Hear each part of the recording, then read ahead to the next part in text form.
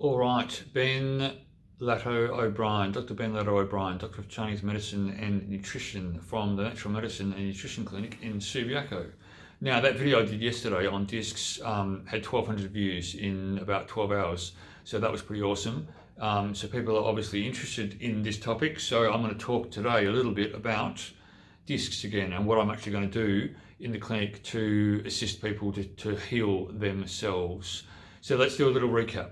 Here you see discs in the vertebral column. So this is what a normal disc looks like. This looks like a normal disc from the front, but on the side you can see that redness and that bulge, that herniation of that disc touching the nerve.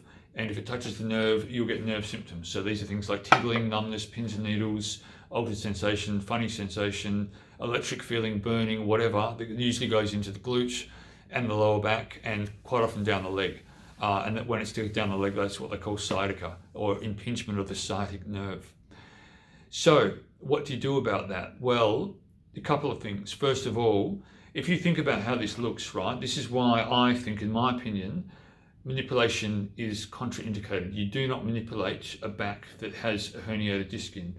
And the reason why is because manipulation is quick, it's forceful, and you can pinch that bulge and make it a whole lot worse. It's not a gentle, subtle manipulation. Okay, I'm not a chiro or a physio, so I don't do that anyway.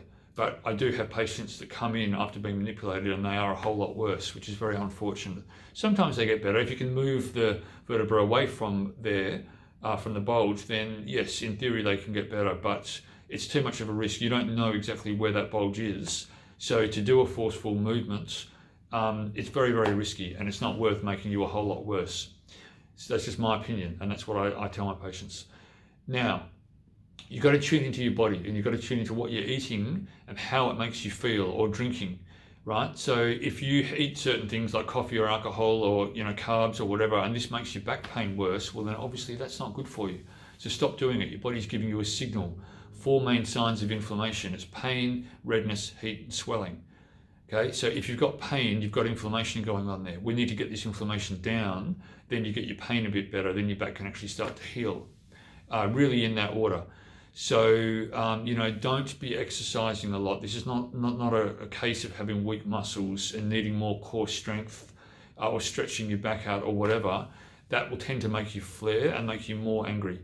So if that's happening, well, then that's a pretty clear indication that you shouldn't actually be doing that. So don't put the fire out with kerosene. That's not helpful. You've got to leave it alone. You've got to leave your back alone, and you've got to let it heal. You've got to start putting in internal medicine, right? You've got an internal problem. You need internal medicine to fix this from the inside, not necessarily from the outside. So the core strength and the flexibility and stuff comes later once you've got this under control, not before. So my advice again is, if it flares your back, well, don't do it. It's your body's giving you a signal there. That's not good for you. And a lot of patients say, well, I saw this video, or someone told me to do this or whatever, and then yes, it hurt. And okay, well, if it hurt, well, then don't do it. Your body's telling you that's not what you need to have. So you need internal medicine. And what that means is, you stop putting in the things that make you worse, including exercise and stretching and Pilates and yoga.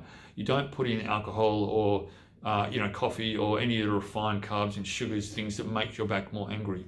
You've got to cut that out first. Then you can start using natural anti-inflammatories.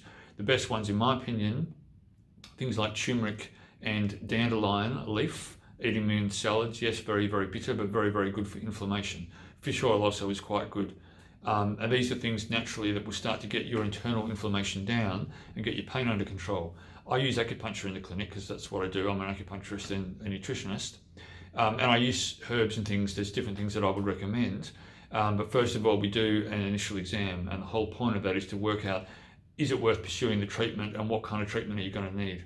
That's important to understand that, because two people with sciatica are not treated the same way. They're going to have different symptoms, and they're going to need a different treatment plan to actually help them. And that's partly what my job is to do, is to discover what that is in the initial exam. So pain is very well treated with acupuncture. and that can work quite well. But stop putting in inflammatory things that cause the problem. Then you can start having anti-inflammatory things to start to heal the body, and then help it be controlled with things like acupuncture. That can be very, very useful. So hopefully that makes some sense. If you've got any comments or questions, if you want to know a little bit more about how I can help you with your sciatic problem and help to regenerate your discs and hopefully not let you go to a surgeon, give me a call at the clinic. Send me a message, send me an email, or give me a buzz at the clinic. Or comment on this video. If you want to leave me a comment, I'll get back to you just as soon as I can. That is Dr. Ben Latto O'Brien, Doctor of Chinese Medicine and Nutrition, and I am at the Natural Medicine and Nutrition Clinic here in Subiaco. Look forward to helping you with your health complaints. See you soon. Bye.